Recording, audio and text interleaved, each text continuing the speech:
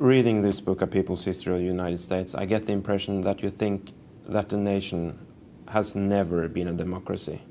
Why didn't it ever become a democracy? No, it's never been a democracy. It's been more democratic than a lot of other countries in the world. We have you might say the machinery of democracy. We have the structure. We have voting. We have representative government. But it was never a democracy, and never intended to be a democracy really, because it was founded by a small group of people who wanted independence from England. The famous people, the founding fathers, Washington, Jefferson, Madison, Benjamin Franklin, etc. Rich white men. Rich white men. They were the ones who made the Constitution. They were the ones, and there's a motive for them. The motive was not democracy. The motive was to have more democracy than England, which was a monarchy, which is a kingdom. And so they had a certain amount of, representative government. But remember, when they set up the Constitution, the United States Senate was not elected by the people. It was elected by the state legislatures. The president was not elected by popular vote. He was elected by the Electoral College. Supreme Court justices appointed by the president.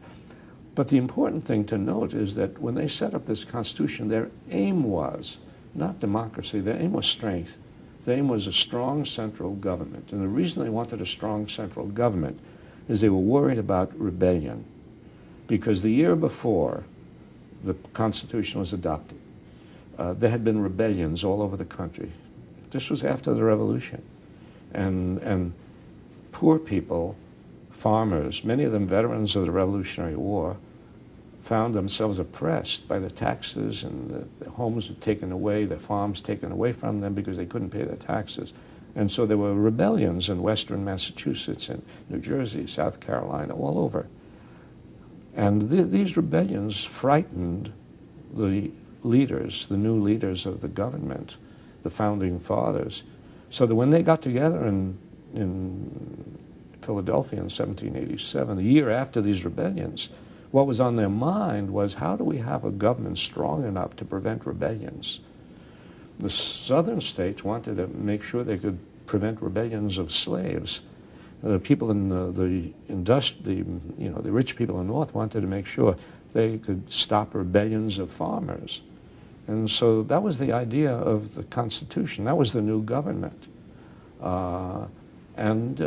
Essentially, the government was in the hands of rich people, and it has remained in the hands of rich people all the way through. So with such a starting point, it could never be good then, really? No, unless there were popular rebellions that forced the government to change, and that has happened at certain times. It happened in the anti-slavery movement. It was a national anti-slavery movement that pushed Lincoln and Congress into enacting laws to end slavery. But yeah, there's certain times in American history when this undemocratic government has been forced to become democratic. And, after all, this so-called democratic government maintained racial segregation. Not just the South, the federal government, the national government maintained racial segregation, supported the South. It took a popular uprising in the South with sympathy from around the country to change that. In the 1930s, of course, you had the Depression, you had economic crisis, you had turmoil all over the country, you had strikes, you had general strikes in San Francisco and Minneapolis, and Franklin D. Roosevelt, facing this turmoil, a rebellion all over the country, he made changes which were helpful to people. So the system remains undemocratic, but it can respond to popular rebellion. And of course the problem for the future is, will that popular rebellion no longer just deal with superficial things, changing this law and that law a little bit, stop this war? Will that rebellion become strong enough to fundamentally change a revolution, the direction then. of the country. A revolution, but not the standard revolution where an armed force seizes power in the capital. No, a grassroots revolution in which people, a decentralized revolution, where people all over the country, you might say, organize and they take control of their local governments, and where workers take control of the industry. But could that happen peacefully? Well, it could happen without a great deal of violence if you have enough people organized. When you have enough people organized, you don't need violence. And violence is the recourse of people who don't have the numbers.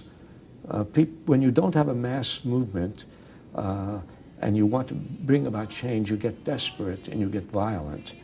But if you have enough people organized, then the powers of government and of the corporations, they can't do anything about it. They're helpless. Tend that toil where one reposes, but a sharing of life's glories, bread and